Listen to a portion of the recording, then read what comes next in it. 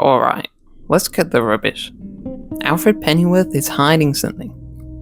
I know that sounds crazy, but hear me out. You ever play Arkham Knight and feel like something just doesn't add up? Like, how does Azrael always know exactly where to be? How does he keep sneaking into Gotham without anyone noticing?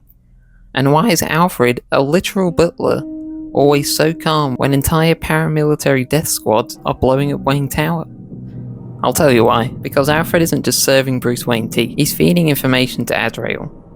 That's right, the world's most legendary butler is playing both sides. And I've got the proof to back it up.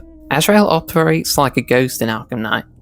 Every time you find him, he's standing ominously on a rooftop, waiting for Batman like he's about to drop the hardest gospel album of 2025. But think about it. How the hell does he know where Batman will be? Gotham is a literal war zone.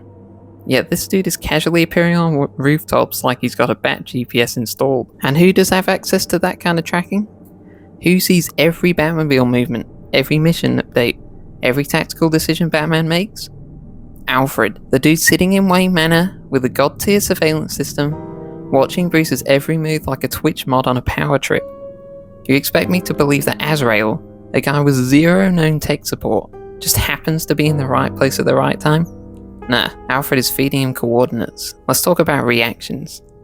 Every time Batman mentions Azrael, Alfred is completely unfazed. Joker, shock. Scarecrow, concern. Jason Todd, devastation.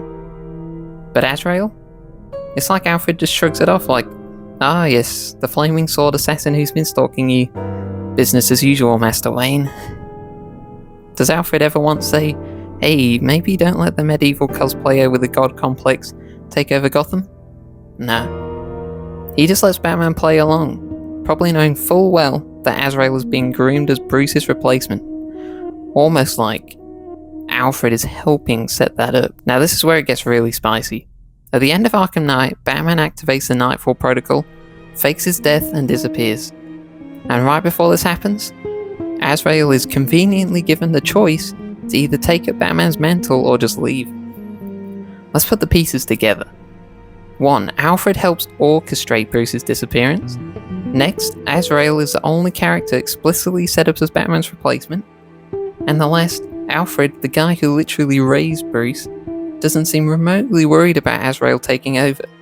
You mean to tell me this man, who practically raised Bruce from birth, is totally fine with some sword-wielding religious zealot filling in? No way. The only explanation is that Alfred and Azrael had a backup plan in place. The Bat Butler knew Bruce wasn't coming back, and he was making darn sure someone else was ready to step in. Alfred isn't just a loyal butler, he's a strategist. He's known from day one that Bruce's mission would end eventually, and he's been working behind the scenes to ensure Gotham doesn't fall apart when that happens. Was he working with Azrael? 100%. Was he outright betraying Bruce? Nah. He was just simply preparing for what Bruce refused to admit. Batman was never going to make it out alive, and when that day came, Alfred had his contingency plan locked and loaded. So next time you play Arkham Knight, don't just brush past Azrael's weird omnipresence. Take a hard look at Alfred and ask yourself, who's really pulling the strings? Anyway, that's my theory. Like and subscribe, or don't. Just know that if you don't, Alfred probably already knows your location. Master Bruce, I hoped it would never end like this. Rest in peace.